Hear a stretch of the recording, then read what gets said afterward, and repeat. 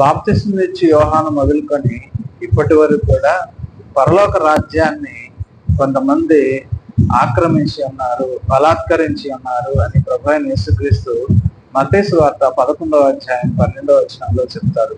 ఆ విషయం ఆ రోజున చెప్పినట్లుగానే ఈ రోజు వరకు కూడా అదే జరుగుతూ ఉంది.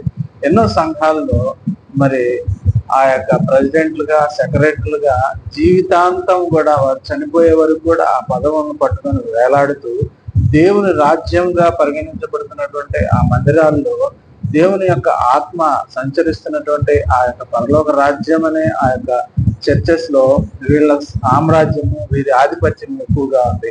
వీరే బలాత్కారులు అన్నమాట. వీరి వల్ల విశ్వాసులు ఎంతగానో ఇబ్బంది పడుతూ ఉంటారు. ఈనాడే కాదు, ఆనాటి నుంచి కూడా ఇది జరుగుతూనే ఉంది.